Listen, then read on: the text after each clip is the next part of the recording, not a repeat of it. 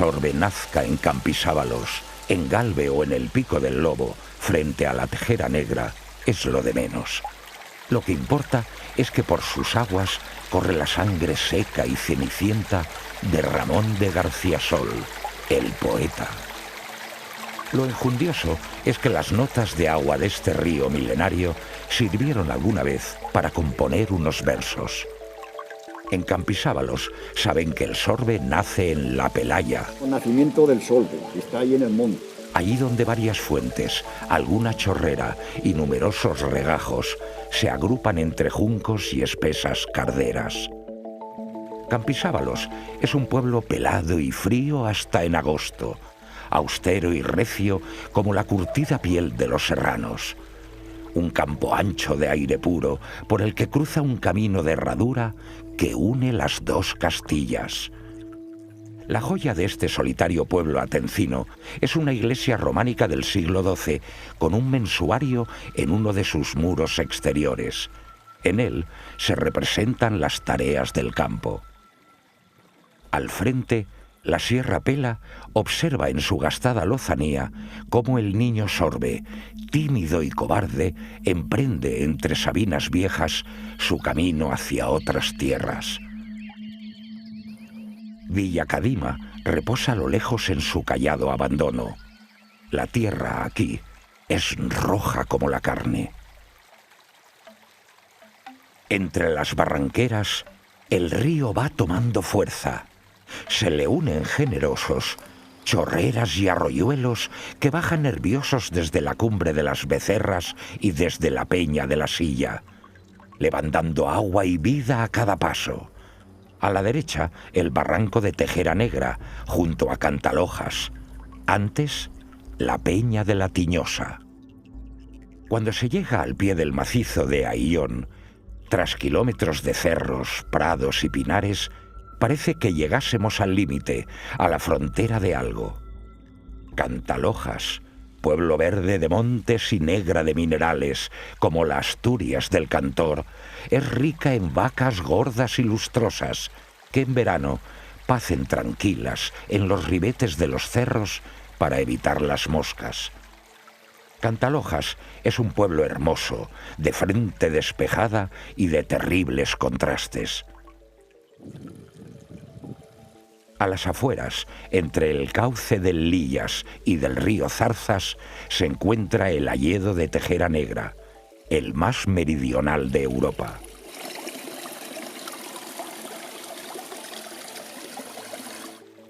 Entre las hayas vive el tejo, que da nombre al parque. El abedul y el acebo hacen de escolta, mientras robles, avellanos, serbales, mostajos y pinos contemplan el espectáculo. En octubre cambia de color la hoja verde del haya y el monte se convierte en una rojiza llama sobre un bosque de fósforos. Una romántica puesta de sol que dura semanas. De la sierra de Ayllón hacia el pico Cejón, el Sorbe camina ligero, fresco y rabioso. Se diría que tiene prisa por cruzar la sierra y llegarse a la campiña, donde su caudal será ya otro.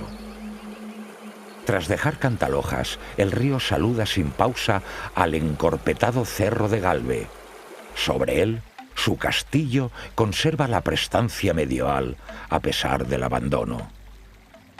La plaza de Galve está rodeada de arcos. En el centro se alza erguido un lucido rollo con 4 brazos. De una fuente con 2 caños mana el agua de la sierra. Sobre un otero, una ermita ampara al pueblo. En agosto, salen a la calle unos danzantes para honrar a la patrona del pueblo, la Virgen del Pinar, con bailes ancestrales que se pierden en el tiempo. Llevan trajes de colores y camisolas de encaje. Al caer la tarde, se acercan al pinar por donde transcurre, solitario, nuestro río Sorbe. Acompañan su cauce pueblos pequeños como La Huerce, Valdepinillos y Zarzuela de Galve, escasos de gente y ricos en silencio. En las laderas empiezan a verse corrales de ganado hechos con negra pizarra y pueblos enteros de arquitectura rural de color carbón, como Valverde de los Arroyos. Un pueblo en el que las fachadas y tejados se confunden con el paisaje. En la lejanía, llevando el compás, la chorrera de Valdelagua completa la bella estampa. Arándano, Tejo, Quejigo y entre ellos pueblos como Umbralejo, reconstruido, artificio pensado y cariñoso, aldea campamento. Lo que ayer fueron vida familiar, misas, difuntos y juegos infantiles tras los pájaros, hoy es diálogo de aula al aire libre, discursos, amistades pasajeras y carreras de saco tras la nada. Umbralejo estuvo muerto para siempre y ahora está vivo a ratos, a veces y a destiempo. Dejamos que mueran los pueblos para hacerlos después de nuevo, pero ya sin alma. No muy lejos de allí, el río Sorbe pasa por Almiruete, aldea de repechos pronunciados y casas arregladas con buen criterio, y también por Palancares, donde pasa todo lo contrario.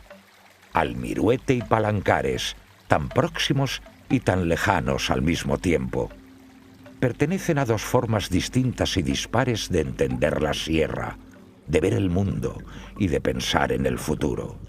Saliendo de la negrura y del verdor recio de las lomas del Ocejón, el horizonte se nos abre limpio y sereno a los pies de la sierra. El pino, la sabina y el quejigo dejan paso al chopo y al enebro. La sierra se nos descubre plana y orgullosa de cereal. A nuestro lado, el río se tranquiliza. Pierde bríos y bravura, y aunque la frescura de sus aguas sigue intacta, se remansa en el llano y camina lento, señorial, seguro de sí. A los pocos metros nos encontramos con la ancestral Tamaya, hoy Tamajón. Su iglesia es grande, altiva y vetusta. De Tamajón parten dos caminos, uno va a Muriel y otro a Beleña. El de Muriel llega hasta el Sorbe, el de Beleña también.